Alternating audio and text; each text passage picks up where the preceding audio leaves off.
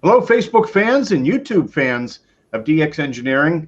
It's Friday afternoon here in the Eastern time zone of the USA. It's time for the weekend special.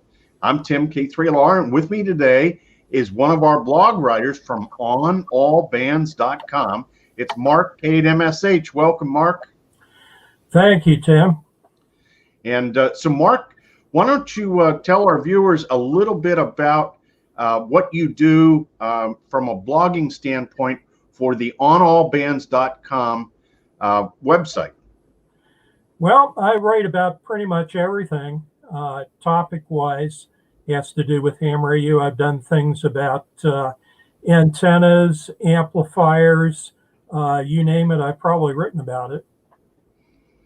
Well, that's great. And of course, Katie, if you could take this full screen too, the On All Bands blog is very, very popular. And we have been working with Mark and other bloggers. And of course, we've had some of the other bloggers on with us here on the weekend special on various topics for On All Bands. And this is, Mark, would you say that having fresh content is really important on a blog? Definitely. Having up-to-date information is key to writing a good blog. And you know, there's we have lots of writers, and of course, one of the things that I like is it is all over the map. You can find articles that there's 62 pages worth of articles up here, and a lot of them, and they're all searchable, but things like promoting ham radio in your area and what you should about thrust bearings and tower safety. And then of course Sean Kutzko just did a big thing on satellites. And Mark, here's one of yours. This is the guide to coaxial connectors. And so why don't you tell us a little bit about what you were writing about when you did this article? Okay, coaxial connectors are basic in ham radio. You need them basically to connect the your rig and your antenna. And there are a variety of them out there. I think there are basically four categories of them, four major ones. And a lot of people don't know what the difference is. So what we did was took some time to explain each one and how they're used and some of the advantages and disadvantages of some of the connectors. For instance, the N connector is much more useful at the higher frequencies than the standard PL259s, which most of us are used to. So it gives you, that's a very, very nice, quick, concise description of the most popular connector types. And I know you've done a lot of different articles, but that one is one of your more recent ones. And why don't you tell our viewers a little bit about yourself and how you got started in ham radio and what you're up to? Okay, well, my start in ham radio kind of parallels a lot of other people. I started with a CB walkie-talkie when I was a teenager, and actually got a 5-watt CB rig, and eventually that just wasn't enough. So I eventually got my novice license. I think it was in late 1966. That was over in Pennsylvania. That's where I was living at the time when I was in high school. And I was on the air for about a year and a half. And then you know what happens when you're 16. There's another license out there for you called the driver's license. And ham radio kind of took a back seat until I got established here in Ohio. I think it was in my early 30s again. And at the time I was working part-time for Radio Shack, and there were a couple hams working with me, and I kind of got the bug again to get into ham radio.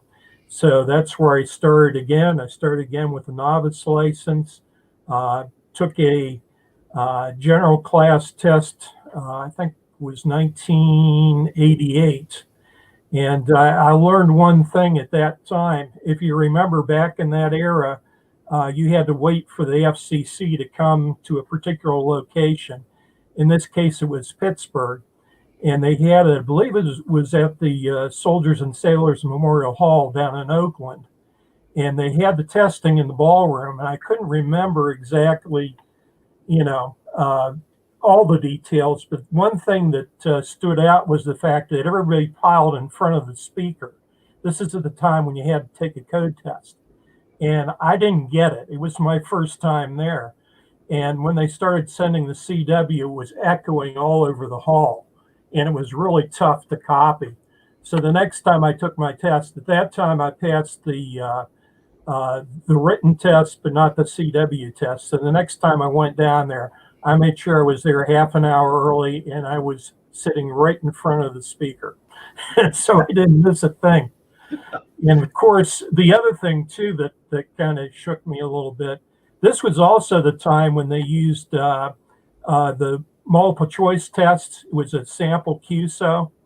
And I was taking notes, and the examiner was walking around. When we finished, he looked down at my paper and he says, "You're not going to pass." And I says, "Why?" He says, "You didn't write down enough." So actually, I did pass. I got 80% on it. So what can I say? Yeah, whether you get 80% or 100%, you get the same privileges. So yeah, if you pass, you pass. And I was on the air for quite a few years, and then took a break with kids and graduate school and everything else, and got back into it again about the mid-1990s, and have been active since. So let's we're going to say hello to a couple of our viewers here. We've got Papa Uniform 2, Mike on from Brazil, and Herm, Whiskey Charlie 8 Hotel, and Papa Uniform 1, Lima Mike November, and Michael W3MLJ is on with us, and Greg NC7B, and Dino says hello to Tim and Mark. It's KL0S from Virginia, and hello from the Netherlands, Papa Alpha 1 Radio Lima Mike, and let's see here, Whiskey Alpha 2. Whiskey Alpha 2 Quebec Yankee Alpha, November Lima 7 Delta, Victor Kilo 2 India Zulu. Good morning, Rich. And Kilo Papa 3 Charlie Radio, and Whiskey Juliet 3 United. And from Saudi Arabia, it's 7 Zulu 1 India Sierra. And let's see, we got Kilo Lima 4 Sierra X-Ray.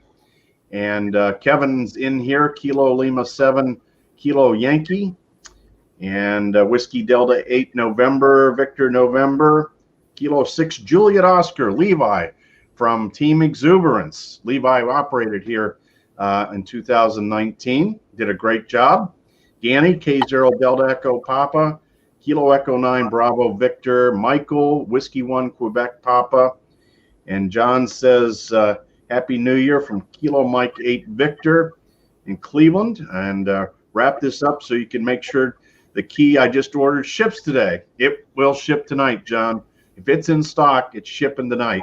So, and also Kilo Papa 4 Queen Victor Queen, and thank you, Vic, Victor Echo 3 Yankee Tango. And so, Mark, you worked for DX Engineering for a time. It was before I joined at DX. Why don't you tell everybody about your time at DX Engineering? Okay. As a matter of fact, I think you were a regular visitor at the time. You'd come in and pop in once in a while. I had just retired from teaching in 2010, and I had my list of honeydews and house home projects to finish, and after about a year and a half, they were all done. So it was, what do I do next? And I heard there was a job opening at DX Engineering, so I applied. I was interviewed and hired, and I worked there till, I think, November. Let's see, that was 2011, and I think I worked there till it was November 2012. So I was there, I think, about 14 months. My primary responsibilities, one of the things that they wanted me to do was social media, set up some things for social media. And do some blogging. I wrote some reviews of DX Engineering products. I answered customer questions. I did quotes. Um, a lot of different things. Whatever came my way, I just kind of picked up and ran with it. So, do you have some topics in mind for your next blog postings for onallbands.com? Okay. Matter of fact, I'll pull this list out. It's sitting in my bulletin board. Bev had sent me a email, and she asked what I wanted to do, if I had any ideas, and I gave her three that I thought were pretty good, and then we agreed on doing another one about local clubs. As a matter of fact, that's a pretty timely one for us. The Mahoning Valley Amateur Radio Association right now, we're on a real drive to get some things going. It's tough to be active during this particular time with the COVID and restrictions and everything else. But we've shifted to a lot of online activities. We now have a group IO site. Lots of good ideas. We're just trying to sort out what's doable and what's not. So I thought that was a pretty timely one, and we'll probably pull some information from what we're doing at the club. And let's see, the other ones I have coming up, getting your antenna in and on the air. Tips for installing verticals and wire antennas, which I just sent in not too long ago. Choosing a power supply for your station. And the last one in this particular group of blogs is finding your calling. When and where are you most likely to make QSOs? Things like being on the right band, time of the year, time of day, things like that. So those are the ones that are on deck for, let's see, that takes us through about February at this point. Well, that's great, Mark. All great topics. And we're talking to Mark, K8MSH today. Mark is one of the bloggers for onallbands.com. And On All Bands is an amateur radio blog by DX Engineering. And there is a lot of information up here on a whole host of topics. And so you can just spend hours, literally hours, going through the information in the news. And of course, one of the other places you can go is click on events calendar. And on the events calendar, it's going to tell you what is going on our Facebook Live and YouTube Live events every week. For instance, here we have January 8th, and there's Mark, K8MSH. And next week, we'll have Sean Kutzko, KX9X, on with us, another one of the bloggers. And yesterday, we did the January 7th Manufacturer Showcase, and that was with W3CDG. Coming up on January 14th will be John Crook from Yaesu, and then on January 21st will be UT5UY from Rig Expert. And so this is where you can find out what's going on, and there's also links to all the past events here if you want to watch what happened in December and November, etc. So this is a great area. That's the events calendar. And there's, it's just chock full of information. So it's a great place to learn more about amateur radio, get some tips, and have some fun. And one of the things you talked about, Mark, was clubs. And how many clubs are you a member of? Currently, I'm a member of PCARS and the Mahoning Valley Amateur Radio Association. And I'm also joining the this month the London Bridge Amateur Radio Association, which is located out in Lake Havasu City, Arizona. And so, what led you to the London Bridge Club? London Bridge Club, essentially, we spend probably 2 to 3 months a year in Arizona. Our daughter lives there, and we built I guess you call it an in-law apartment on the back of her house. And we like spending a lot of time out there. As a matter of fact, we'd probably be out there now. But of course, situations being as they are, it's not going to work out too much. But when I'm out there, I attend their clubs. They've got some people there very active in satellite and moon bounce, as well as other modes. And the London Bridge part, by the way, comes from the London Bridge, the one that was hauled over from London to California and transported overland to Lake Havasu City. And the guy behind that name was McCullough. You may remember that he's the chainsaw king, but he was also into racing boats, motorboats, small engines of all kinds. And Lake Havasu, well, it's a pretty big lake, and that was going to be his testing ground. And so he got that going. And one of the things that he wanted to do, of course, is set up a manufacturing facility. And actually, he set up a planned city as well.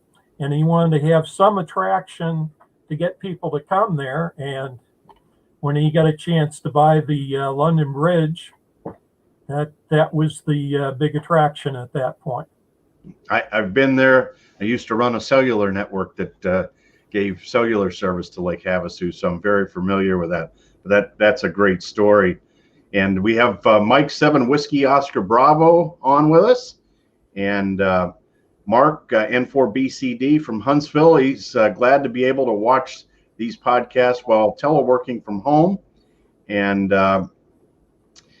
let's see, we got Kilo Bravo 8 Sierra X-Ray Kilo, and from Puerto Rico it's Kilo Papa 4 Radio Victor. And let's see, 7 X-Ray 2 Delta Fox. Nice to have you on with us as well. And it sounds like Bob WD8NVN is going to go to Lake Havasu next week. Bob loves to drive around, so that'll be pretty good. Brian Kilo Golf 5 November Echo Delta is on with us as well. Now, Mark, are you still writing for magazines like the Spectrum Monitor? Yes, I am. As a matter of fact, and this is a nice tie-in with DX Engineering, I'm writing a review on the RF2K Plus, or was it RF2KS Plus? It's the -S. -S, okay.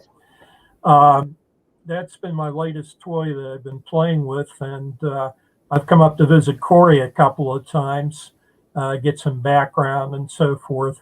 And I even brought it up one day so we could go through it and make sure everything was working as it should.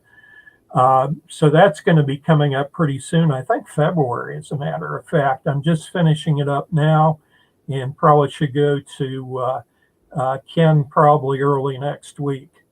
But I've been having fun trying that out. Very capable, rock solid, and probably more power than either of us will ever need. Well, it's a lot of fun having a solid state amplifier that doesn't require any tuning. And so I'll be very interested to see your review when it gets published. Well, Mark, I want to thank you very much for coming on today. We've had a lot of listeners and viewers, and we really look forward to more of your blogs on allbands.com. On allbands.com is where you'll find the DX Engineering blog, and Mark K8MSH, along with other blog writers. Dino, who's here all the time in the chat room, is another one of our blog writers, and Greg, November Charlie 7 Bravo. So, and we're always bringing on new information.